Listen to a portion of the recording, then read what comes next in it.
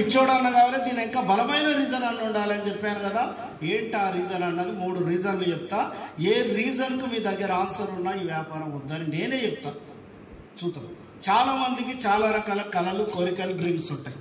అందరికీ different dreams ఉన్నాయి, కళలు, కోరికలు. అందరికి ఉండే కామన్ కోరికలు. చిన్న ఇల్లున్న వాళ్ళకు పెద్ద ఇల్లు నింటే బాగుంటుండే, కిరాయి ఇంట్లో ఉన్న వాళ్ళకు చెప్పాలి సొంత ఇల్లు అంటే బాగుంటుంది. రెండోది కారు ఉంటే బాగుంటుంది, లోపల ఉంటుంది కానీ చెప్పుకోరు. మూడోది లేడీస్కి అయితే బంగారం ఉంటుందా మేడం? ఏం మాట మాట్లాడుతున్నాం సార్ అంటారు. ప్రతి ఒక్కరికి ఒప్పుకోకపోయినా కోరికలు అనేవి ఉంటాయి.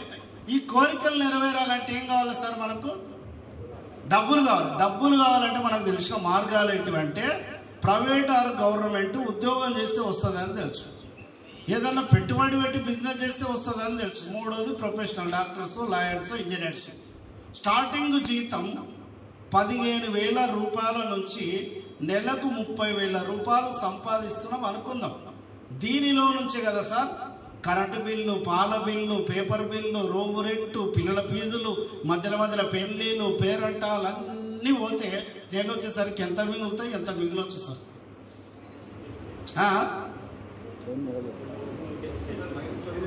మైనస్. నేను ఇదే క్వశ్చన్ కర్నూలులో అడిగితే ఒక మిత్రులు లేచి 10,000 మిగులుతాయి సార్ 30,000కి వెళ్ళి. పెళ్ళి అయిందా నాయన? కాలేదు. అయితే అర్థమైతే క్వశ్చన్ ఎవరికి సరిపోతలేవంట, సరిపెట్టుకుంటున్నారు. నేను వచ్చేసరికి ఏమవుతుందంటే ఒక సర్వేలు ఏం తెలియదంటే జీతాలు ప్లస్ జీవితాలు ఈజ్ ఈక్వల్ టు అప్పులు. నిజమా కాదా? చూసి మురవాలే, చెప్పుకొని ఏడవాలి. వచ్చే నెల ఏమైనా అద్భుతాలు అవుతాయంటే అదే కరెంటు బిల్లు, అదే పాల బిల్లు, అదే పేపర్ బిల్లు. హెల్త్ బాగా లేకపోతే ఎక్స్ట్రా ఏమైనా యాడ్ కూడా అవుతుంది, ఏమో పెట్రోల్ యాడ్ చేయలే.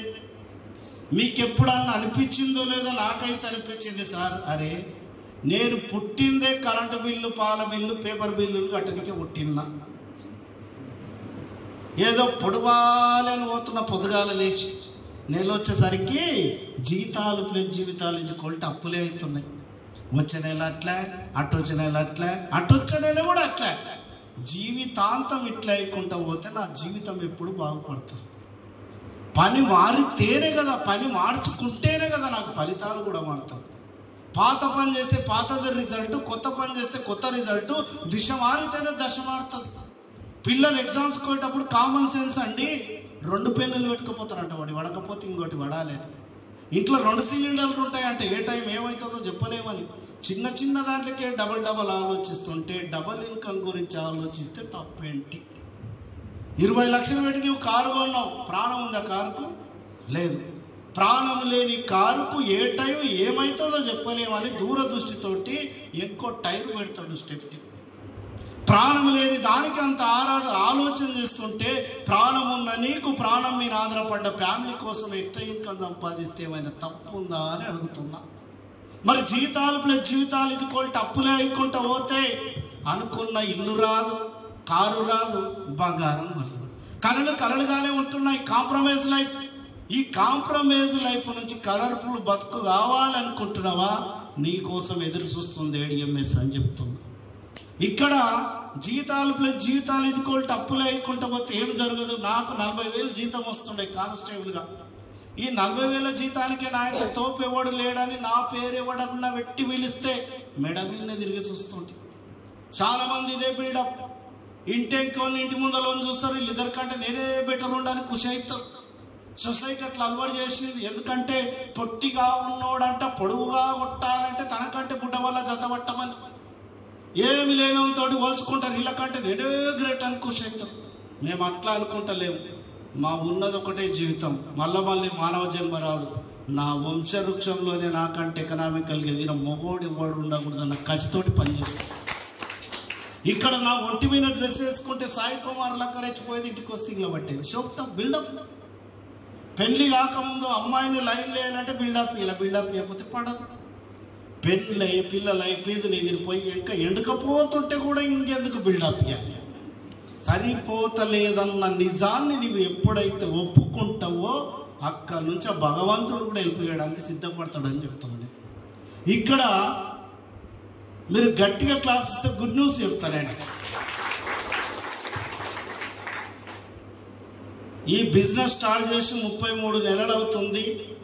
ఈ 33 నెలల్లో కల్వకుర్తిలో విద్యానగర్ అనే కాలనీలో 60 లక్షలు పెట్టి సింగిల్ చెక్ తోటి ఇల్లు తీసుకోవడం జరిగింది. 60 లక్షలు పెట్టి ఇల్లు తీసుకున్నా. ఐ లవ్ ఏడిఎంఎస్ అని ఇంటి మీద బోర్డు కూడా పెట్టుకున్నా. ఎందుకు ఇంత గొప్పగా చెప్తున్నానంటే జాబ్ మీద నేను డిపెండ్ అయితే, జాబ్ చేయడం తప్పటలేదు, జాబ్ మీద డిపెండ్ అయితే ఈఎంఐలు ఇల్లు తీసుకుంటుంది. అదే ప్రైవేట్ జాబ్ చేసి ఆస్తాన్ని నమ్ముతుంటే అప్పాన్ని తెచ్చుకుంటా. ఆస్తి అమ్మకుండా అప్పు తీయకుండా నెట్ అమౌంట్ తోటి మా ఫ్యామిలీలో 30 మంది గవర్నమెంట్ ఎంప్లాయీస్ ఉంటారు. నేను చిన్నగా ఉన్నప్పటి నుంచి జాబులు చేస్తున్నారు. ఇప్పటి వరకు ఈఎంఐలు కూడా తీరలే వాళ్ళకు.